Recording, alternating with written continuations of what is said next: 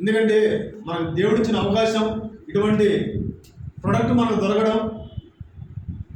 ఈ రోజున open plot చేసే కంపెనీలు ఉన్నాయండి. వాళ్ళు చేస్తే డబ్బు వస్తే లేకపోతే లేదు.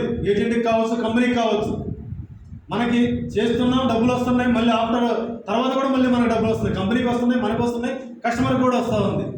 కస్టమర్కి బోనస్సే, ముగ్గురికి లాభం. ఇక్కడ ఓపెన్ ప్లాట్లలో కస్టమర్కి ఉంటే ఓన్లీ డెవలప్మెంట్, దాని ల్యాండ్ వాల్యూ పెరిగితే ఆదాయం వస్తుంది. ఏజెంట్కి ఏంటంటే చేస్తేనే కమిషన్ వస్తుంది, కంపెనీకి ఏంటంటే చేస్తేనే మిగిలిన డబ్బులు వస్తాయి. కానీ ఇక్కడ కస్టమర్కి పంట మీద డబ్బులు వస్తుంది, అదే పంట మీద ఏజెంట్కి బోనస్ వస్తుంది, అదే పంట మీద కంపెనీకి కూడా 50% మళ్ళీ ఆదాయం వస్తుంది. అందరం కూడా లాభదాయకంగా ఉన్నాం. ఇక్కడ మనం ఎవరినో ఏదో చేసి మనం లాభం తింటలా. స్వార్థపూరితంగా మనం నేచర్ని కాపాడుతున్నాం, ప్రకృతిని కాపాడుతున్నాం. ఎస్ ప్లస్ ఎంతోమందికి ఎంప్లాయ్మెంట్ ఇస్తున్నాం. ఏజెంట్లు ఇవాళ ప్రభుత్వాలే కూలిపోతున్నాయి ఎంప్లాయ్మెంట్ ఇవ్వకపోవడం వల్ల.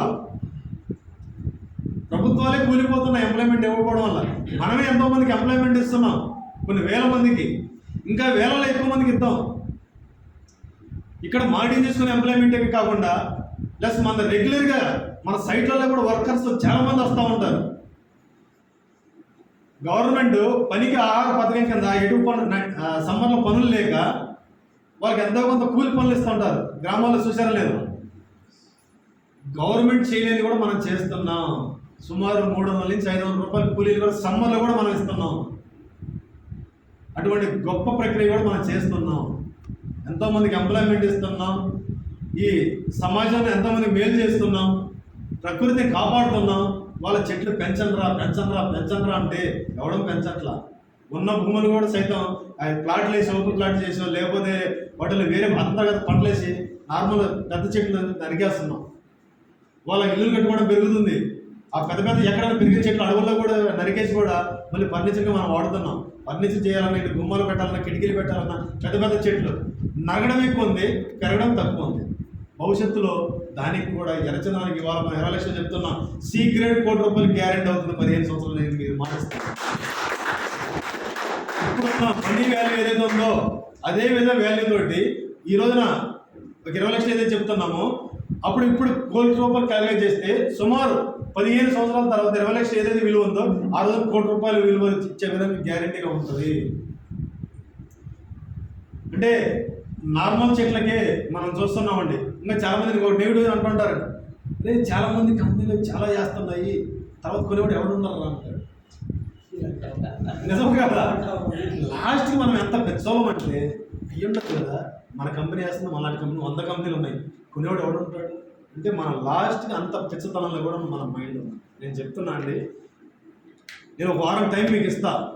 ఈ ప్రపంచంలో 10 సంవత్సరాల క్రితం ఉన్న రేటు కన్నా ₹10 ఉంటే ₹9.75 ఏదన్నా ఉంటే చెప్పండి, 10 లక్షల ప్రైస్ మనం మీకు ఇస్తాం. ఏ వస్తువునే కావచ్చు, ఒక చెత్త కావచ్చు, గుండె పిన్ని కావచ్చు, లేకపోతే తాగే నీళ్ళు కావచ్చు, ప్రకృతి నుంచి వచ్చేది ఏదైనా కావచ్చు, వేస్ట్ పనికిరాంది కావచ్చు, ఏదైనా 10 సంవత్సరాల క్రితం ₹10 అంటే ఇవాళ ₹9 వచ్చింది. ఒక్క ప్రోడక్ట్ నిరూపించండి, 10 లక్షలు ఇస్తారు. మీరు వీడియో తీసుకోండి. నేను ఎగ్జాంపుల్ ఏం చెప్పానంటే, అంటే ఏ వస్తువు కూడా పెరుగుతున్నప్పుడు ఎక్కడ దొరకనిది ఒకటి అందరూ నాటండి అంటే కొట్టండి అని మనం కొడతానే ఉన్నాము. భవిష్యత్తులో చెట్లే దొరకనప్పుడు మనం ఈ విధంగా పెంచుతున్నప్పుడు ప్రపంచంలో ఎక్కడ దొరకని మనం పండిస్తున్నప్పుడు దీనికి ఎంత డిమాండ్ ఉంటుందండి ఒకసారి ఆలోచించండి. మనకు రాబోయే తరానికి భూమే దొరకదు, చెట్లు ఎక్కడ దొరుకుతాయి? అసలు నీకు ఎంత వాల్యూ పెరుగుతుంది? ఈలోపు గోల్డ్ అవేర్నెస్ వస్తుంది ఎర్చందనం మీద, అప్పుడు వుడ్ కావాలన్నా కూడా దొరకదు. మరి ఇటువంటి గొప్ప అద్భుతమైన దాంట్లో మనం పనిచేస్తున్నప్పుడు ఎంత గర్వంగా చెప్పాలి చెప్పండి. అసలు నేను అదృష్టంగా భావిస్తానండి దీని ప్రొడక్ట్లో నేను అవుతున్నాను. నేను కోరుకునే దేవుని నేను కృతజ్ఞత చెప్పుకుంటా, కానీ నేను ఎప్పుడు కావాలని ఏది చెప్పను. మరి ఇన్ని గొప్ప అవకాశాలు అన్ని రకాలుగా మనకు ఉన్నప్పుడు, ఎథిక్స్ వాల్యూస్ తోటి మనకు సంపాదన డబ్బు అన్ని రకాలుగా ఎంత ఉన్నప్పుడు మనం ఎట్లా పనిచేయాలండి? ఎందుకు ఇన్యాక్టివ్ అవుతున్నాం చెప్పండి. ముందు మనం క్వశ్చన్ చేసుకున్నాం. మీరు ఎందుకు ఇన్యాక్టివ్ అవుతున్నారు? మీ కింద టీంని ఎందుకు డెవలప్ చేయలేకపోతున్నారు?